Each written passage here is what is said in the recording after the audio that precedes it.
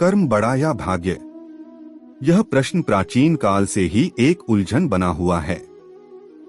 संसार में कर्म को मानने वाले व्यक्ति कहते हैं कि भाग्य कुछ नहीं होता, तो कुछ भाग्यवादी व्यक्ति कहते हैं कि भाग्य में जो लिखा वह निश्चित है। मनुष्य कर्म और भाग्य इन दोनों बिंदुओं का अलग अलग दृष्टिकोण से देखते हैं।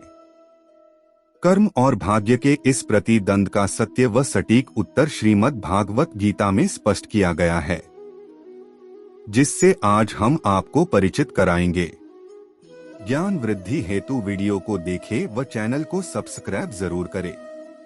भाग्य व कर्म को समझने के लिए पुराणों में एक नहीं अनेक कथा का उल्लेख मिलता है, जिसमें से हम आपको एक कथा के माध्यम से बताएंगे कि कर्म बड़ा या भाग्य। तो आइए शुरू करते हैं।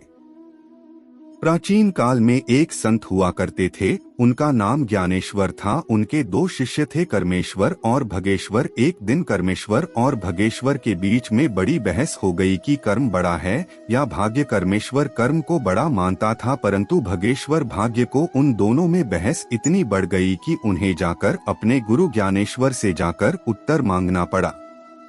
उनके गुरु ज्ञानेश्वर ने उनसे कहा कि मैं तुम्हें इसका उत्तर अवश्य दूंगा, प्रातः काल तुम दोनों मुझे मेरी कुटिया के आगे मिलना। ऐसा कहकर ज्ञानेश्वर ध्यान लगाने चले गए। अगले दिन कर्मेश्वर और भगेश्वर गुरु जी के कुटिया के आगे खड़े हो गए। जब उनके गुरु जी कुटिया से बाहर आए तब उन्होंने अपने शिष्यों को एक बहुत गहरे अंधेरे वाली कुटिया में बंद कर दिया। उस कुटिया में रोशनी की एक भी किरण नहीं थी। कुछ समय बिताने के पश्चात कर्मेश्वर और भगेश्वर को भूख प्यास लगने लगी। भगेश्वर ने सोचा था, जो मेरे प्रबंध यानी जो मेरे भाग्य में लिखा है उसमें मैं परिवर्तन नहीं कर सकता, इससे अच्छा मैं राम नाम ही जपता हूँ। ऐसा सोचकर भगेश्वर राम नाम जपना आरंभ कर दिया, किंतु कर्मेश्वर को यह कदापि स्वीकार नहीं था। उसने सोचा, मुझे कर्म करना पड़ेगा, अन्यथा मैं भूखा मर जाऊंगा। तो वह खड़े होकर उस अंधेरी कुटिया में खाने पीने की चीजें की वस्तु खोजने लगा। कभी उसका सिर किसी वस्तु से टकरा जाता तो कभी उसके पैर में चोट लग जाती, किंतु वह न थका और न ही हार मानी। बहुत प्रयास करने के पश्चात उसे एक मटका मिला। जब उसने मटके के अंदर हाथ डाला तो उसे मटके में उसे चने मिले। कर्मेश्वर चने पाकर इतना खुश हुआ कि उसकी खुशी का कोई ठिकाना नहीं था। फिर वह बैठकर उन चनों को खाने लगा। चने खाते खाते कभी कभी उसके मुंह में कुछ कंकड़ आ जाते तो वह उन कंकड़ को भगेश्वर को दे दिया करता था।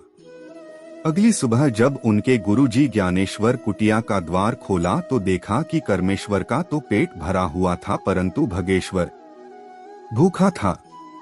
कुटिया का द्वार खोलने के कारण जब कुटिया में रोशनी हुई तब कर्मेश्वर आश्चर्यचकित रह गया। कर्मेश्वर जो भगेश्वर को जो कंकड़ समझकर दे रहा था, किंतु वह कंकड़ नहीं बल्कि हीरे थे। इस कथा का निष्कर्ष हर व्यक्ति के लिए अलग अलग हो सकता है। वास्तव में अब हम आपको बताएंगे कि कर्म बड़ा या भाग्य। वास्तव में सत्य तो यह है कि दोनों एक दूसरे से संबंध है। दोनों में से कोई न तो छोटा है और ना ही बड़ा। अगर आप अच्छे कर्म नहीं करोगे तो परिणाम स्वरूप आपका भाग्य भी आपका साथ नहीं देगा, और अगर आपका भाग्य अच्छा नहीं होगा तो आप कर्म भी ठीक से नहीं कर पाओगे। श्रीमद् भागवत गीता के 3 अध्याय के 8वें श्लोक में भगवान श्री कृष्ण अर्जुन से कहते हैं, नियंत कुरु कर्म त्वं कर्म जयो ह कर्म शरीर्यपि चते न प्रसिद्धयेत कर्म। अर्थात अपना नित्य कर्म करी, क्योंकि कर्म न करने की अपेक्षा कर्म करना श्रेष्ठ है। कर्म के बिना तो शरीर का निर्वाह भी नहीं हो सकता। इस संपूर्ण कथा के अनुसार कामेश्वर हो या भगेश्वर, दोनों को ही कर्म करना पड़ा। एक ने खाने की खोज की तो दूसरे ने राम नाम की साधना की। कर्म करने से कि मोह नहीं मोड़ सकता, और अगर अपने कर्म किया है तो उसका फल आपको अवश्य मिलेगा।